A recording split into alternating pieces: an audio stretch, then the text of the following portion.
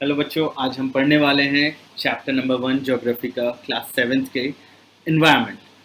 Environment ये शब्द आपकी लाइफ में बहुत बार आपने सुने होंगे, अपने पेरेंट्स के मुंह से, टीचर्स के मुंह से। इनफैक्ट आपने खुद भी यूज़ किया होगा ये वर्ड। इनफैक्ट आपने 5th क्लास में ईवीएस इन्वायरमेंटल स्टडीज़ करके एक चैप्टर सब्जेक्ट भी पढ़ा है। इन सब चीज़ों से आप क्या सवाल आता है कि इन्वायरमेंट क्या है? बेसिक सवाल, क्या है इन्वायरमेंट? तो मैं आपको बोलूँगा कि आपके आँख के सामने जो भी चीज़ें आ रही हैं वो सब इन्वायरमेंट है। जैसे कि ये पेन हो गई, फ़ोन हो गए, इंसान हो गए। अगर आप कहीं जा रहे हैं, आपको साइड में वाटर का कोई वाटर बॉडीज़ दिखती है, जैसे कि रिवर हो गया, पॉन्ड हो गया, ये सब चीज़ें दिख रही हैं, वो भी इन्वायरमेंट के पार्ट है।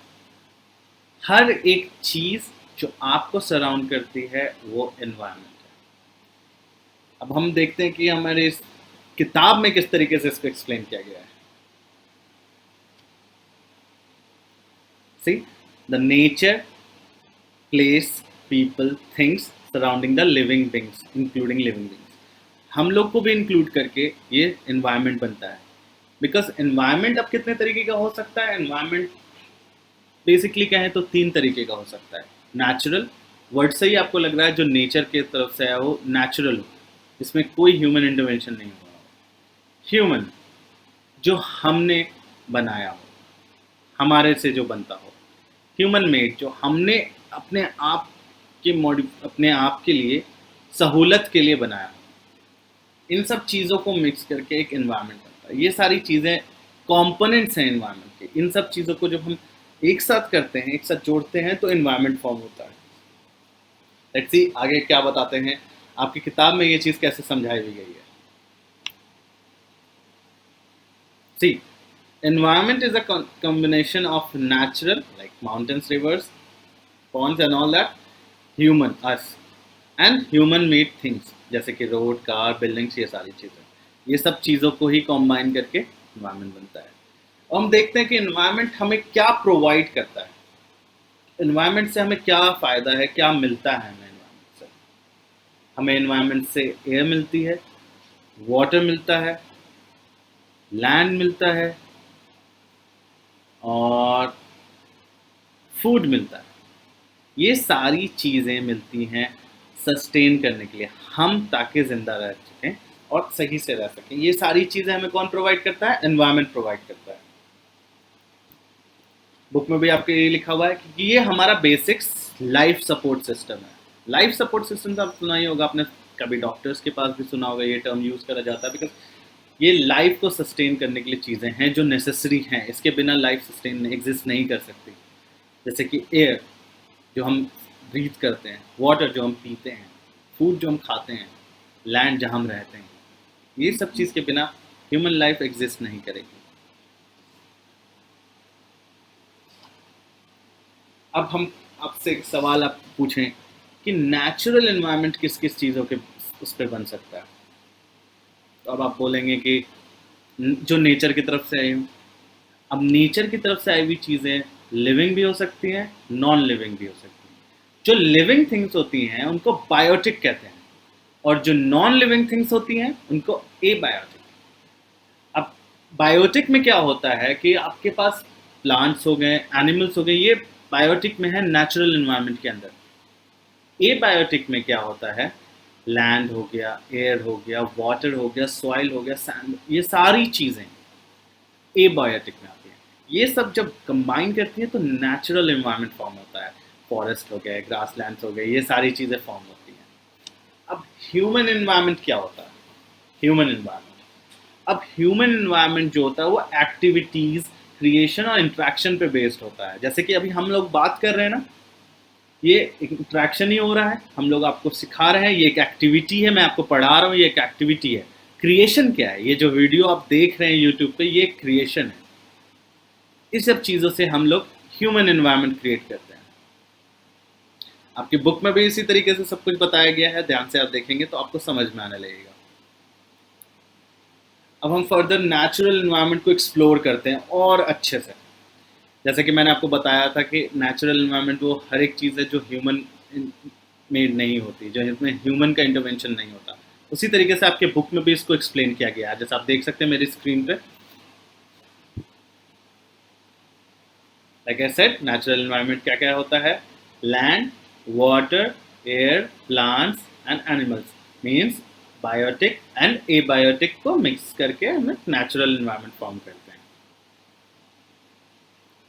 अब इसका एक बेसिक पार्ट है, इसका एक सब पार्ट है lithosphere. Lithosphere, lithos means Rocky.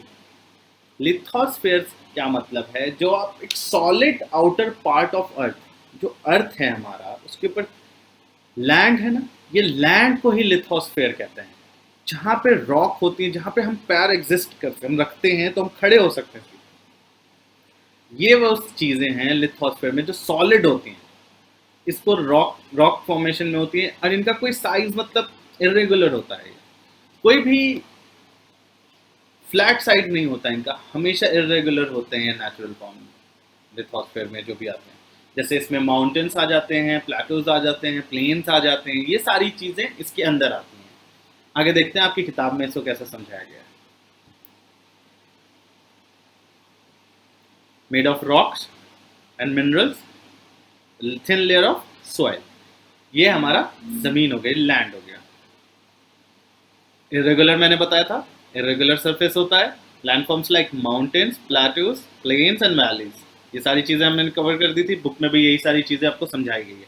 बहुत ही अच्छे से आप एक चीज़ समझ लें कि ज़मीन लिथोस्फेयर के अंदर आएगी। और लिथोस्फेयर हमें क्या क्या प्रोवाइड करता है? Forest, grassland, land for agriculture. ये जो चीज़ हमें लैंड फॉर एग्रीकल्चर होती है, ये ह्यूमन के लिए होती है। हम लोग इसी पे एग्रीकल्चर करते हैं, प्लांट्स ग्रो करते हैं टू गेट आवर फूड। और ह्यूमन सेटलमेंट भी लिथोस्फेयर पे ही बनाया जा सकता है। अभी तक कहीं पर भी वाटर में नहीं सेटलमेंट बनाया गया है। और हमारे मिनरल्स का सोर्स भी यही है, मिनरल्स।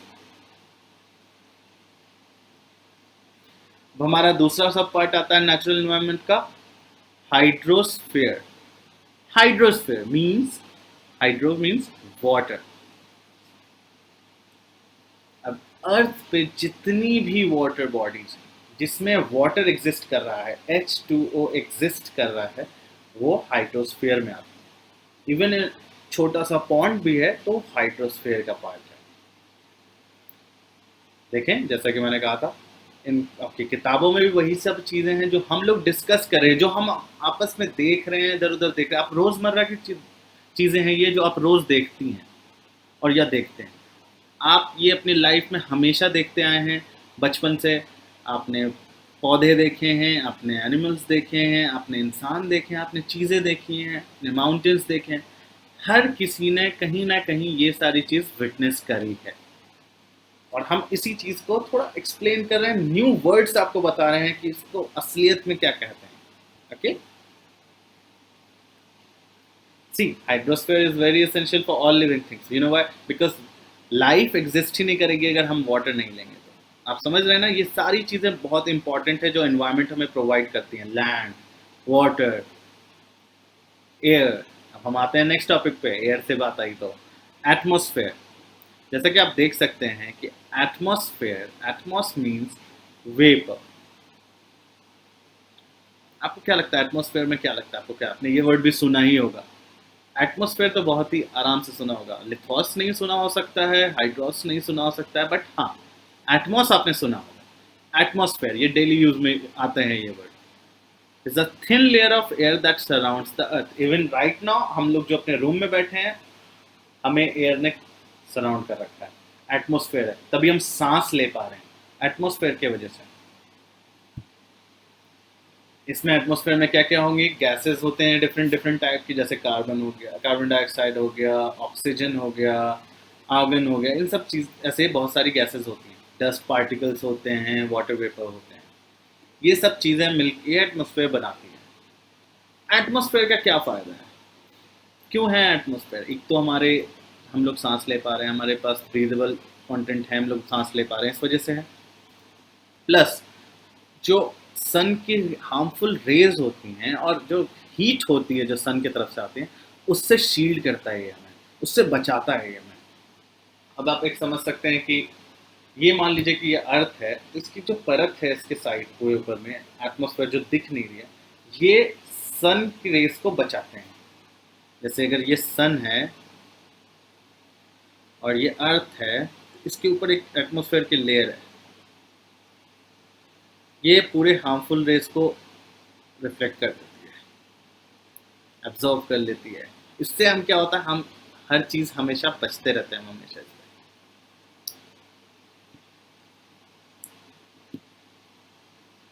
अब हम बात करते हैं कि चेंज जब होता है एटमॉस्फेयर में, कुछ खराबियां आती हैं जो हम ह्यूमन ऑब्वियसली हमारे वजह से ही होती हैं, तो वो वेदर और क्लाइमेट में चेंजेस ला देता है। जैसे आपने सुना होगा ग्लोबल वार्मिंग। ग्लोबल वार्मिंग से क्या हो रहा है आपको भी पता है, गर्मी एक्सेसिव हो रही है, ग्लेशियर हमारे पिघल रहे हैं। उसी की वजह से कहा जा रहा है कि बहुत सी जल्द ग्लेशियर पूरे पिघल जाएंगे ग्लोबल वार्मिंग की वजह से। अब ये ग्लोबल वार्मिंग कैसे हो रही है, बिकॉज अल्टरेशन इन एटमॉस्फेयर हम कर रहे हैं, कार्बन डाइऑक्साइड की मात्रा हम बढ़ा रहे हैं। तो ये जो रेशियो है हम अल्टर कर रहे हैं, ये ह्यूमन इंटरवेंशन की वजह से हो रहा है, ह्यूमन मेड इन्वायरमेंट की वजह से हो रहा है। इसी वजह से जब भी कुछ चेंजेस आते हैं ना, तो इन वेदर और क्लाइमेट पे बहुत असर होता है। जैसे कि वेदर कहीं का भी चेंज होता था, आज के टाइम में गर्मी ज़्यादा पड़ रही है समर्स में, विंटर्स में ठंड ज़्यादा पड़ती है। ये सब एटमॉस्फेयर के चेंज होने की वजह से होता है। अब एक टर्म आप सुने, बायोस्फेयर। अब एक ये बायोस्फेयर क्या है, मैं बताता हूँ आपको बायोस्फेयर क्या है। बायोस्फेयर ये है, बायो मीन्स लाइफ। अब जब लाइफ ही आ गए इसके फर्स्ट लाइन में, तो आपको समझ जाना चाहिए कि एक ऐसा इन्वायरमेंट है, ऐसा कॉम्पोनेंट है जहाँ पे लिथोस्फेयर, हाइड्रोस्फेयर और आपका लिथोस्फेयर और एटमॉस्फेयर मीट करता है to make a narrow point where human life can exist, जो बिल्कुल परफेक्ट अमाउंट में होता है और समझाने के लिए आसान होता है। ये चीज़ें जब मिलती हैं हमें, ये एक तरीके से आप समझ लें कि आपको डायग्राम के थ्रू मैं थोड़ा समझा देता हूँ। ये हो गया हमारा एटमॉस ऊपर का, ये हमारा हो गया लैंड लिथोस, ये हो गया हमारा वाटर बॉडी हाइड्रोस। ये जो पार्ट है, ये जब तीनों मीट करते हैं हमारा, ये हमारा कहलाता है बायोस्फीयर। ठीक है, ये हमारा बायोस्फीयर होता है। यहीं पर लाइफ, ह्यूमन लाइफ एग्जिस्ट करती है। इन सब चीज़ों का मेल जब होता है ना, तो ह्यूमन लाइफ एग्जिस्ट करती है। बिकॉज हर एक चीज़ राइट अमाउंट में यहाँ पर मिलता है, water, land, air, air to breathe, water to stay and sorry, land to stay and water to.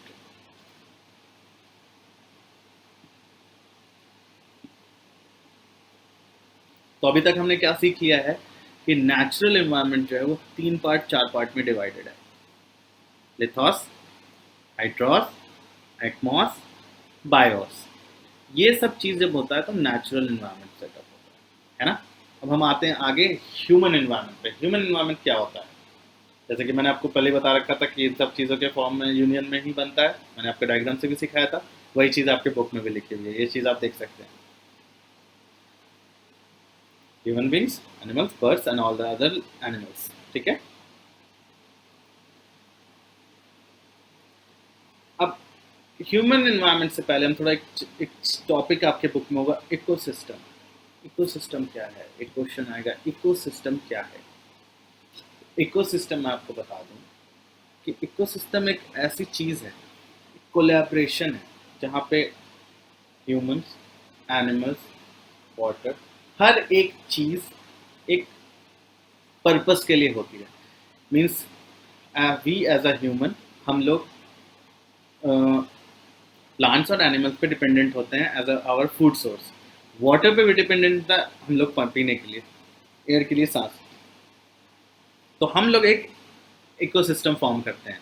अब लेट्स से एक छोटा सा एग्जांपल लेते हैं, पॉन्ड के पास क्या क्या हो सकता है। पॉन्ड के पास डिफरेंट डिफरेंट एनिमल्स आ सकते हैं अपनी थर्स्ट मिटाने के लिए, हाँ, पानी पीते हैं वहाँ पे अपने। कभी कभार दूसरे कार्निवोरस जैसे होते हैं, जैसे कि एलिगेटर्स हो गए, तो वो उस टाइम में वेट कर रहे होते हैं कि कोई भी ऐसा जानवर आए जो पानी पीने के लिए आए, और उस टाइम ही वो उसको पकड़ लेते हैं। दे ईट फ्रॉम देम। और वो जब जानवर मरता है तो वो वापस प्लांट अपना जो उसका जो फर्टिलाइजर बन जाता है ज़मीन के पास चला जाता है, सॉइल के पास चला जाता है। तो इस तरीके से वहाँ पे हर एक चीज़ डिपेंडेंट होती है एक तरीके से। और मैंने क्या बताया था आपको, relation between biotic and non biotic. जैसे मैंने कहा, बायोटिक तो आपको पता है, मैंने जानवर का नाम लिया। एबायोटिक मैंने वाटर पॉन्ड का नाम लिया। ये सब चीज़ें का मिक्सचर जो होता है गिवन एरिया में, तो एक इकोसिस्टम फॉर्म होता है। अब जो इकोसिस्टम है, it's like a food chain, nutrients chain में हो सकती है। जैसे कि हमेशा फूड चेन में होता है ना कि प्लांट्स को खाएंगे गोट, गोट को ह्यूमन भी खा सकते हैं या प्लांट्स भी खा सकते हैं। तो एक हमारा एक इकोसिस्टम बन रहा होता है वहाँ पे। आप एक आर्टिफिशियल इकोसिस्टम ले लीजिए जो ह्यूमन मेड होता है, एक्वेरियम। एक्वेरियम में क्या होता है, हम फिशेस डालते हैं, छोटे छोटे प्लांट्स डालते हैं, आर्टिफिशियल इन्वायरमेंट फॉर्म करते हैं, इकोसिस्टम फॉर्म करते हैं। आपके बुक में एक एग्जांपल है, आ, ये ओशन इकोसिस्टम का। ओशन इकोसिस्टम में क्या होता है आप देखिए।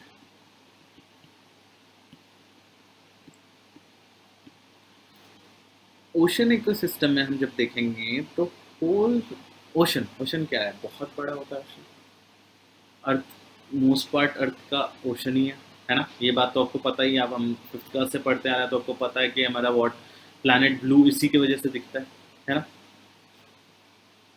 जो ये ओशन है ये एक तरीके से मल्टीपल, सबसे कहते हैं जाइंट इकोसिस्टम है। इसके अंदर बहुत सारे छोटे छोटे इकोसिस्टम भी हो सकते हैं। जैसे कि प्लांट्स का एक हो सकता है, जेलीफिश, शार्क, ये सब एक फॉर्म कर रहे होते हैं, मैमल, ये सारी चीज़ें एक इकोसिस्टम फॉर्म कर रहे होते हैं। जैसे कितनी सारी सी बर्ड्स होती हैं जो फिशेस पे डिपेंडेंट होती हैं, जैसे कि सीगल हो गई, ये सब चीज़ें जो किंगफिशर हो गए, ये सब चीज़ें फिश पे डिपेंड करते हैं ये लोग। और अगर हम अपने आप को भी अगर इस जगह पे ऐड करें तो हम लोग भी फिशिंग करने जाते हैं, फिश इंडस्ट्री में हम लोग भी इन्वेस्ट करते हैं, हम लोग जाते हैं फिश कैच करके लाते हैं। फिर वही चीज़ आपने देखा होगा बहुत सारे कार्टून्स में, जैसे पोपॉय में था ट्यूना, टूना करके एक कैन में पैक्ड होती थी फिशेस। तो ये सारी चीज़ें करने के लिए हम लोग फिशेस को कैच करते थे। तो हम लोग भी एक पार्ट हो जाते हैं इकोसिस्टम का, बिकॉज हमारी नीड्स भी फुलफिल हो रही हैं और उनके भी। अब हमारा ह्यूमन मेड इन्वायरमेंट पे हम चलते हैं। क्या है ये human made environment, sorry human environment. Human means us, environment आपको पता ही है हर एक चीज़। तो ये ह्यूमन इन्वायरमेंट है क्या एक्चुअल में।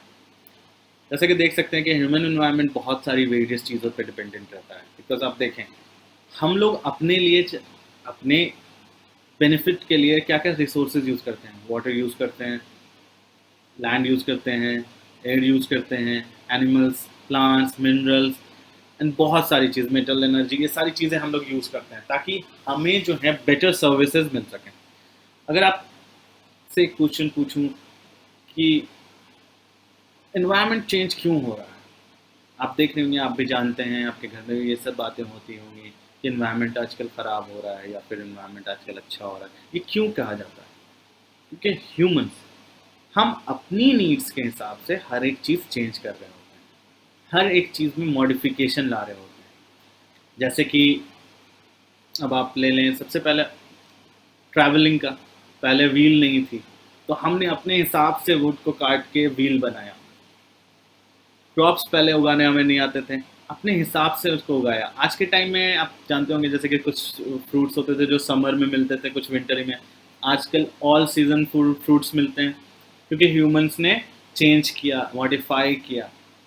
क्या ये मॉडिफिकेशन सही है, क्या ये मॉडिफिकेशन गलत है, ये मैं आपसे पूछता हूँ। आप अगर मुझे बताएं कि अगर मैं नेचर के साथ कुछ उल्टा सीधा कर रहा हूँ या फिर कुछ भी चेंज ला रहा हूँ उसमें, तो उसका क्या बेनिफिट हो सकता है और क्या उसके साइड इफ़ेक्ट्स हो सकते हैं। बेनिफिट्स तो आपको पता है, क्या वो आपके इन आपके लिए आसानी लाने के लिए वो बनाए जा रहे हैं, आप अपने बेनिफिट सोच के ही करेंगे, लेकिन उसका डाउनफॉल क्या हो सकते हैं, उसके साइड इफ़ेक्ट्स क्या हो सकते हैं, ये चीज़ जानना हम लोग नहीं ज़रूरी समझते हैं। तो अक्सर हम ही इन्वायरमेंट को ख़राब कर रहे होते हैं, डिस्ट्रॉय कर रहे होते हैं अपने नेचुरल इन्वायरमेंट को, नेचुरल सराउंडिंग्स को। जैसे कि फॉरेस्ट डिफॉरेस्टेशन ही समझ लें। डिफॉरेस्टेशन तो शायद आपको वर्ड शायद नहीं पता हो, बट अगर पता है तो बहुत अच्छी बात है। डिफॉरेस्टेशन ये होता है कि एक फॉरेस्ट को कट करते हैं ना, उसको डिफॉरेस्टेशन कहते हैं। अपने नीड के हिसाब से हम लोग एक फॉरेस्ट एरिया को कट करते हैं, उसके सारे पेड़ों को काटते हैं उस एरिया को कमर्शलाइज करने के लिए, तो डिफॉरेस्टेशन होता है। तो लैंड एक्सपैंड करने के लिए जो हम फॉरेस्ट कट करते हैं ना, ये भी तो एक मॉडिफिकेशन है। हम लोग ट्रीज को काट रहे हैं। ट्री क्या है? सोर्स ऑफ और ऑक्सीजन है। अब हम अपने ही साथ ही खिलवाड़ कर रहे हैं। ये सारी चीज़ें हमें अब ध्यान दे के देखें। अगर हम लोग एक परफेक्ट बैलेंस लाना चाहते हैं तो हमें नेचुरल और ह्यूमन इन्वायरमेंट के बीच में एक बैलेंस लाना होगा, जो किधर भी नहीं टल रहा हो, बिल्कुल सीधा हो। अब जैसे ये पेन है बिल्कुल फ्लैट, ऐसा बैलेंस चाहिए होगा। अब हमारे उसमें अगर हमें अच्छे से रहना है, हारमोनी में रहना है, तो हमें नेचुरल इन्वायरमेंट के साथ अच्छे से बैलेंस में रहना पड़ेगा और नेचुरल रिसोर्सेज को बहुत ही अच्छे तरीके से इस्तेमाल करनी होगी, वेस्टेज नहीं करना होगा।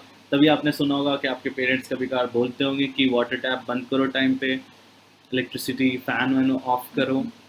ये सारी चीज़ें आपके पेरेंट्स इसलिए कहते हैं क्योंकि इसका इफेक्ट इवेंचुअली नेचर पे पड़ता है। और इसी के साथ ये चैप्टर आज का आपका ख़त्म होता है। और अगर फर्दर आपको कोई भी डाउट होता है या फिर कुछ चीज़ें नहीं समझ में आ रही होती हैं, तो आप अपने काउंसलर्स को फ़ोन करके वो डाउट्स बता सकते हैं। और इस चैप्टर से रिलेटेड टेस्ट आपको आपके काउंसलर जल्द ही देने वाले हैं। सो इस चैप्टर को तो आप समझ चुके हैं, अच्छे से एग्ज़ाम देंगे। Best of luck, thank you.